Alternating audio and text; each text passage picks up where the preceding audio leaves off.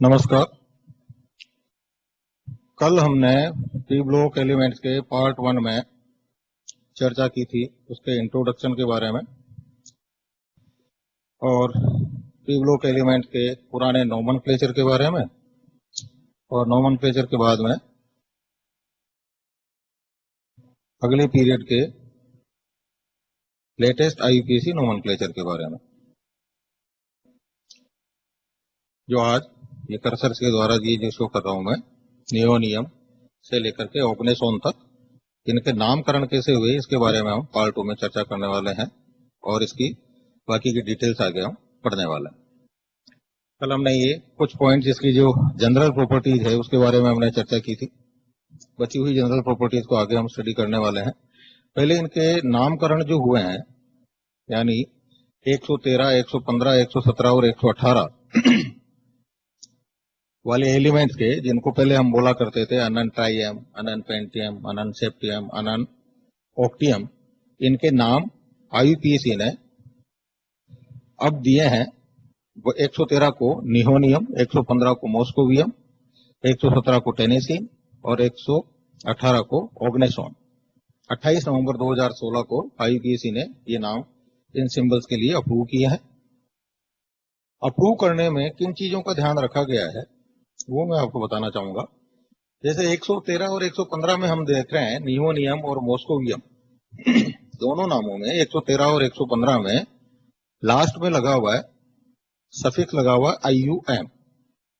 अगर आप periodic table को ध्यान से देखेंगे तो ये जितने भी एलिमेंट्स हैं 115, 116 तक जितने भी नाम हैं, आपको उनके अंदर ये चीज पी ब्लॉक के एलिमेंट के अंदर आपको IUM लगा हुआ नजर आएगा। ऐसे ही जो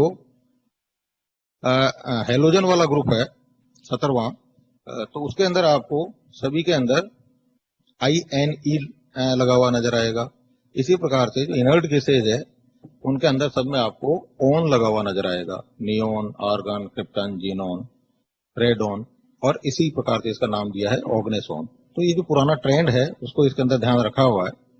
आप पीरियोडिक टेबल में देखें तो टाइटेनियम, स्कैंडियम, वेनेडियम, क्रोमियम, है ना, ये सारे के सारे नाम जो हैं जिनमें IUM लगा हुआ है। तो इस पद्धति को, इस ट्रेडिशन को आगे यहाँ पर जो नाम दिया है उनमें फॉलो किया गया है। आप देख लें 113 और 115 में IUM है।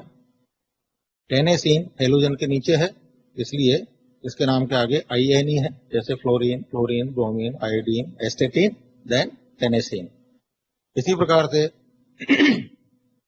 नियोन, आर्गन, क्रिप्टन, जीनन, उसी के सबसे लास्ट में है ऑग्नेसोन। तो जीनोन के बाद में रेडोन के बाद में ऑग्नेसोन।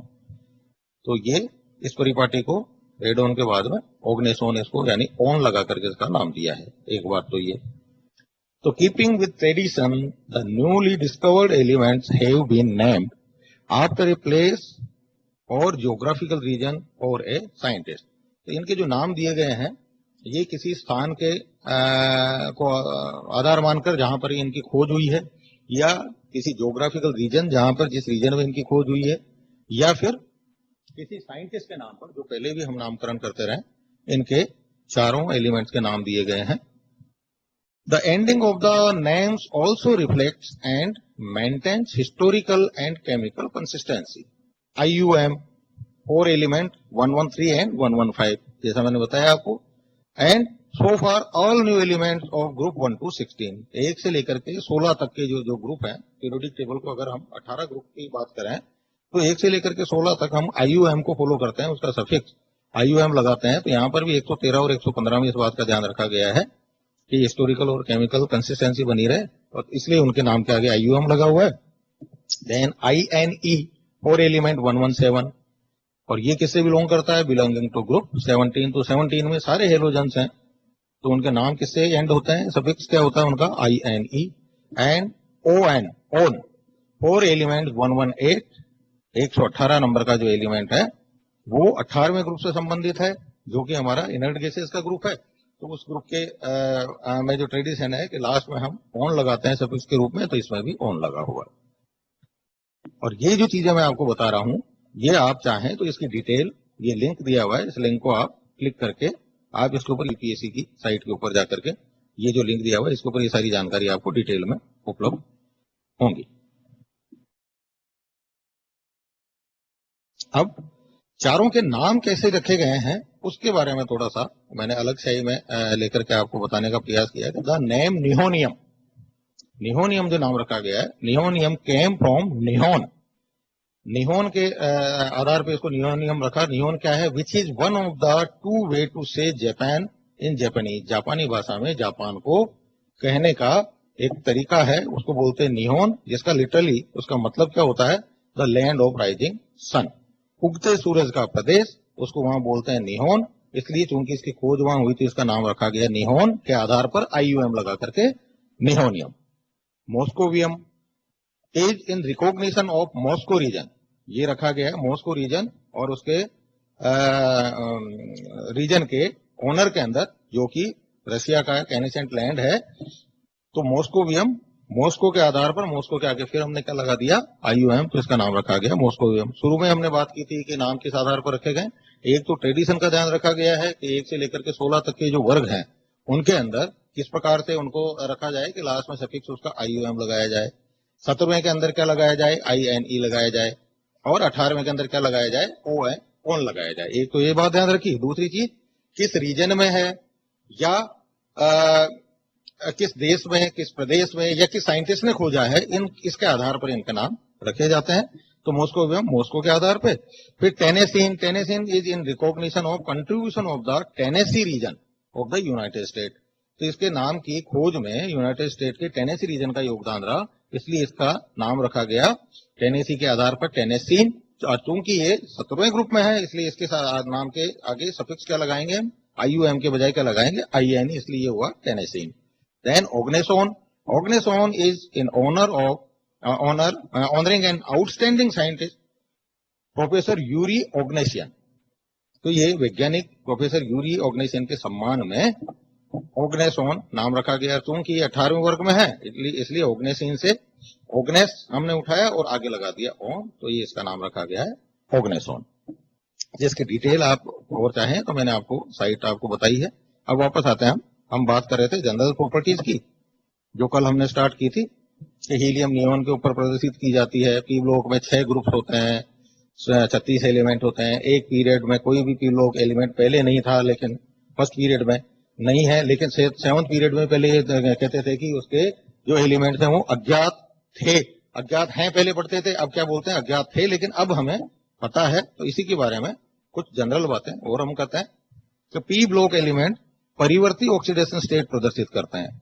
परिवर्ती से तात्पर्य, आप जब अपन आगे ऑक्सीडेशन स्टेट की बात करेंगे तो हम देखेंगे कि एक ही एलिमेंट की +2 ऑक्सीडेशन स्टेट भी नजर आ रही है, 2 भी नजर आ रही है। ठीक है, अतः इनकी केमिकल प्रॉपर्टीज भिन्न भिन्न होती हैं, इसलिए इनकी केमिकल प्रॉपर्टीज डिफरेंट डिफरेंट होती हैं।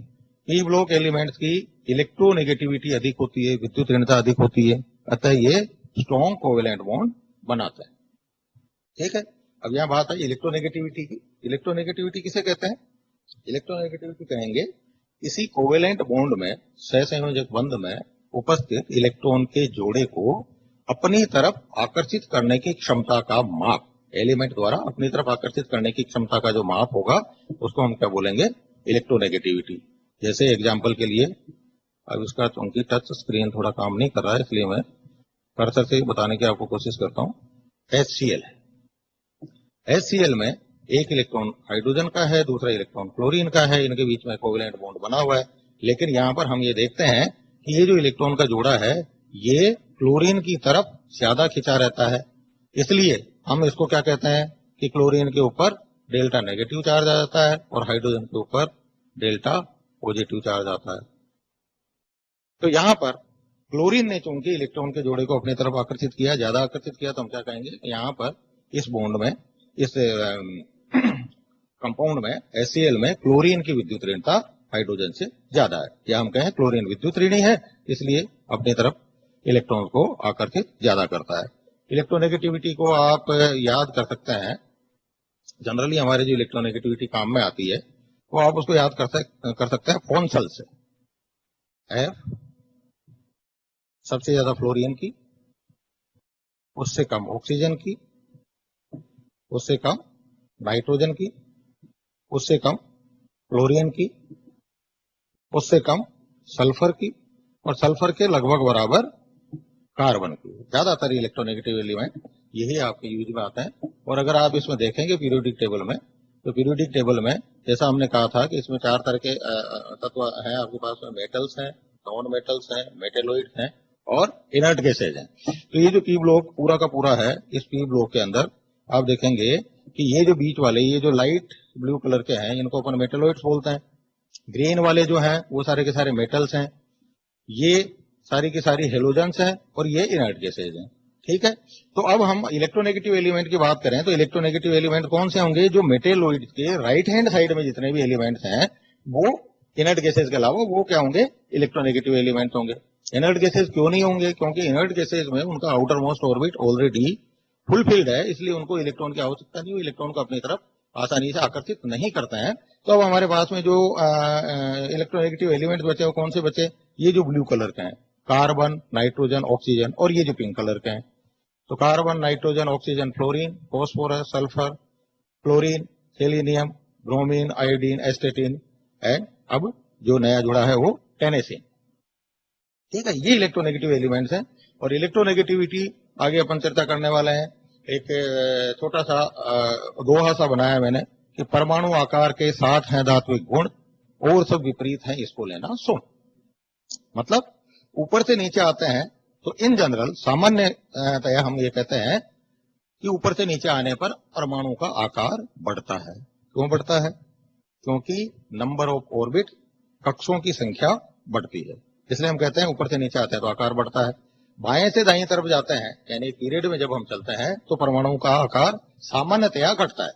पर्टिकुलरली हम बात करेंगे एस ब्लॉक की, उसके लिए अलग हम कहानी बताएंगे, टी ब्लॉक के लिए अलग बताएंगे, वहां पर किस रीजन से तो वो एक स्पेसिफिक रीजन हो गया। लेकिन इन जनरल हम कहते हैं बाएं से दाईं तरफ जाते हैं तो आकार घटता है। क्यों घटता है? क्योंकि बाएं से दाईं तरफ जाने पर कक्षों की संख्या तो बढ़ती नहीं है, लेकिन प्रोटॉन्स की संख्या बढ़ती जाती है, जिसके कारण बाह्यतम कोश के ऊपर, कोश वही है, बाह्यतम कोश के ऊपर आकर्षण बल बढ़ता है, इसलिए उसका आकार छोटा होता जाता है। तो ये सामान्य भाषा में हम कहते हैं। तो इसके साथ हमने जोड़ा कि परमाणु आकार के साथ है धात्विक गुण, यानी ऊपर से नीचे आएंगे तो परमाणु आकार बढ़ेगा, और परमाणु आकार यदि बढ़ेगा तो उसके धात्विक गुण भी बढ़ेंगे। ठीक है, और सब विपरीत है इसको लेना सुन। और सब विपरीत है मतलब जनरल प्रॉपर्टी, जिनमें आ गई इलेक्ट्रोनेगेटिविटी, आयोनाइजेशन पोटेंशियल, आयनिक पोटेंशियल।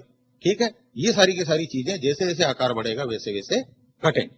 तो यहां पर इस हिसाब से सबसे ज्यादा इलेक्ट्रोनेगेटिविटी किसकी है? फ्लोरीन की। ऊपर से नीचे आएंगे तो घटेगी, और बाएं से दाएं जाएंगे तो बढ़ेगी, या हम ये कह सकते हैं कि दाएं से बाएं जाएंगे तो घटेगी। इसलिए सबसे ज्यादा मैंने आपको बताई फॉन्सल्स बताया, सबसे ज्यादा फ्लोरीन की, उससे कम ऑक्सीजन की, उससे कम नाइट्रोजन की, फिर फ्लोरीन की, फ्लोरीन के बाद सल्फर की, सल्फर के साथ में लगभग बराबर कार्बन की, और फिर उसके बाद में उनसे कम होती है फॉस्फोरस, ब्रोमीन, आयोडीन, एस्टेटिन की। इलेक्ट्रोनेगेटिविटी उसी क्रम में घटती जाती।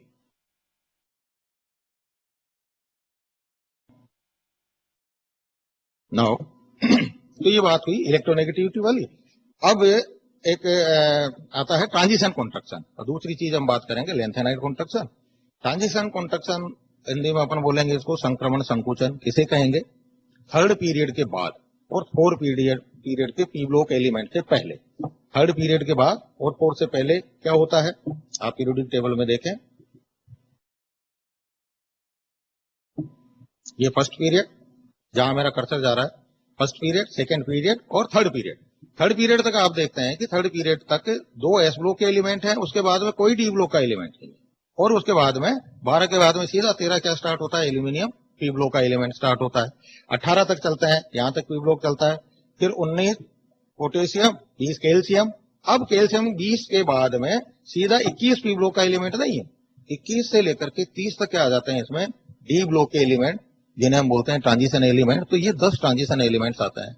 इन 10 ट्रांजिशन एलिमेंट्स आने के कारण हीलियम के ऊपर, जो हम जनरली बोलते हैं कि ऊपर से नीचे आते हैं तो आकार बढ़ता है, वो फैक्टर यहां पर काम नहीं करता।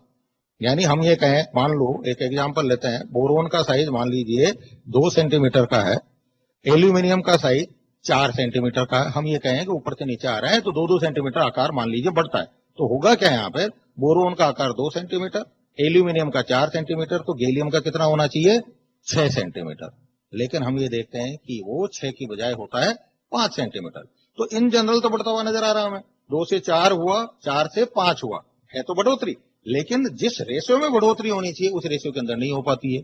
या हम कहें कि इसका कोई ना कोई ऐसा कारण है जिसके कारण इसका जो आकार है, जो बढ़ना चाहिए, वो कम हो गया है। वो कम क्यों होता है? क्योंकि इससे पहले 10 ट्रांजिशन एलिमेंट आ जाते हैं। 10 ट्रांजिशन एलिमेंट आने का मतलब नाभिक के अंदर 10 प्रोटॉन्स का बढ़ना। पीरियड तो वही एक ही बढ़ा है, सॉरी ऑर्बिट तो एक ही बढ़ा है। बोरोन से एल्यूमिनियम आते हैं तो एक ऑर्बिट बढ़ता है, एल्यूमिनियम से गैलियम तक आते हैं तब भी एक ही ऑर्बिट बढ़ा है। लेकिन एल्यूमिनियम से पहले किसी तरह के ट्रांजिशन एलिमेंट नहीं थे, इसलिए उसके आकार में जितनी वृद्धि होनी चाहिए थी उतनी वृद्धि हुई।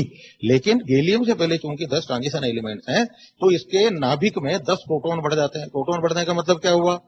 बाह्यतम कोश के इलेक्ट्रॉन्स को अपनी तरफ आकर्षित करने की क्षमता बढ़ जाती है। आकर्षित करने की क्षमता बढ़ जाती है तो वो उसको ज्यादा ताकत से अंदर की तरफ खींचता है, तो फलस्वरूप क्या होता है? उसका साइज सिकुड़ जाता है और जितना उसका आकार बढ़ना चाहिए उतना नहीं बढ़ पाता। इस परिघटना को हम क्या बोलते हैं? ट्रांजिशन कॉन्ट्रैक्शन, संक्रमण संकुचन। संकुचित हुआ उसका आकार, किसके कारण हुआ? ट्रांजिशन एलिमेंट्स के कारण हुआ, इसलिए इसको बोलते हैं हम संक्रमण संकुचन। फिर गैलियम के बाद में हम इंडियम पर आते हैं। तो इंडियम तक जो मैंने एग्जांपल कोट किया है कि 2 से 4, 4 से 6, 6 से 8 होना चाहिए, तो इसका आकार 8 नहीं हुआ, 7 हो गया। गैलियम से इंडियम तक 7 हो गया, यानी 2 के रेशियो में तो ये बढ़ गया। ऐसा क्यों हुआ? इसका 2 क्यों बढ़ गया? ऐसा इसलिए बढ़ गया क्योंकि गैलियम पर जो संकुचन का प्रभाव पड़ना था उसका आदि हो गया इंडियम, यानी इसके पहले भी कितने वही 10 ट्रांजिशन एलिमेंट हैं, इसलिए इसका आकार थोड़ा सा गैलियम से बढ़ जाता है और इंडियम का। और इंडियम से फिर थेलियम पे आते हैं अपन। तो थेलियम पे आप देख रहे हैं कि यहां पर 10 ट्रांजिशन एलिमेंट तो है ही। 10 ट्रांजिशन एलिमेंट्स के अलावा इससे पहले बीच में 57 से 71 तक ये क्या है? 14 लेंथेनाइड्स भी। ठीक है, इनकन्वीनियंट नहीं हो पीरियोडिक टेबल, इसलिए हमने इनको नीचे लिखा हुआ है, अदरवाइज इनकी सिचुएशन कहाँ है? 56 के बाद में 57 से 71 तक ये सारे के सारे, ये जो पूरा का पूरा 14 का ब्लॉक है ये यहां पर पड़ा हुआ है। 71 के बाद में 72 से हेप्रियम स्टार्ट हुआ और ये फिर ट्रांजिशन एलिमेंट चले। तो यहां पर थेलियम से पहले या हम गैलियम से पहले केवल 10 प्रोटॉन्स बढ़े थे, इंडियम से पहले 10 बढ़े हैं, तो गैलियम पे प्रभाव पड़ा। अब थेलियम से पहले 10 प्रोटॉन तो बढ़े हुए हैं ट्रांजिशन एलिमेंट के नाभिक में, उनकी तो इसको आदत पड़ गई है। लेकिन इसके साथ साथ अब 14 प्रोटॉन और आ गए हैं। वो किसके कारण? क्योंकि इससे पहले लेंथेनाइड आता है, तो 14 प्रोटॉन बढ़ने के कारण इसके ऊपर फिर संकुचन का प्रभाव जैसे गैलियम पर अचानक पड़ा था, जैसे थेलियम के ऊपर फिर इसका अचानक प्रभाव पड़ता है और इसका आकार जैसे एल्यूमिनियम से गैलियम का रेशियो आकार बढ़ने का कम हुआ था, वैसे ही थेलियम का भी आकार इसका घटता है। और ये जो घटना है, इस घटना को हम बोलते हैं लेंथेनाइड कॉन्ट्रैक्शन, लेंथेनाइड संकुचन। यानी संकुचन हुआ, किसके कारण हो रहा है? लेंथेनाइड के कारण हो रहा है, इसलिए इसको हम बोलते हैं लेंथेनाइड संकुचन।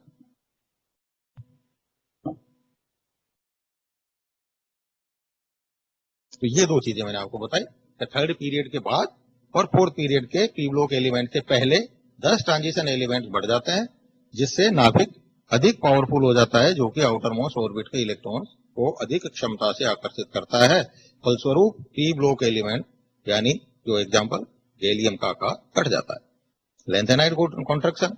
3 के बाद में अपन चौथे पीरियड तक चले गए, चौथे के बाद फिर 5th पीरियड के बाद और 6th पीरियड के पी ब्लॉक एलिमेंट से पहले 14 लेंथेनाइड्स बढ़ जाते हैं। यहां पर देखो एलएन सिंबल दिया हुआ है, एलएन का मतलब सारे लेंथेनाइड 14, और एलए होता तो एक लेंथेनाइड लेंथेना। तो 14 लेंथेनाइड बढ़ जाते हैं, जिससे नाभिक और अधिक पावरफुल हो जाता है, जो कि आउटर मोस्ट ऑर्बिट के इलेक्ट्रॉन्स को और अधिक क्षमता से आकर्षित करता है। फलस्वरूप पी ब्लॉक एलिमेंट एग्जाम्पल, ये यहाँ पर टी कटा हुआ, थेलियम का आकार घट जाता है। राइट। अब बात करते हैं हम इलेक्ट्रॉनिक कॉन्फ़िगरेशन की। ये टेबल मैंने आपके सामने बना रखी, इलेक्ट्रॉनिक कॉन्फ़िगरेशन। हम यहाँ पे बात कर रहे हैं एक वर्ग में। वर्ग का मतलब चलेंगे हम पीरियड में, लेकिन कहलाएगा वो वर्ग। बोरॉन से लेकर के हेलियम तक पीरियोडिक टेबल में आप देखें, बोरॉन से लेकर के यहां तक की हम चर्चा कर रहे हैं। तो ये ऊपर से नीचे आते हैं तो हम किस में रन करते हैं? पीरियड में रन करते हैं। ये सेकंड पीरियड, फिर aluminium third period, fourth period, fifth period, sixth period. तो जब हम पीरियड के अंदर से गुजरते हैं, पीरियड को फलांगते हुए गुजरते हैं, तो उसको क्या बोलते हैं अपन, वर्ग। और इसी प्रकार से बाएं से दाएं तरफ चलेंगे अपन, तो इसको बोलते हैं हम पीरियड। लेकिन हम किसको स्टेप अप करते चलते हैं, वर्ग को स्टेप अप करते हुए चलते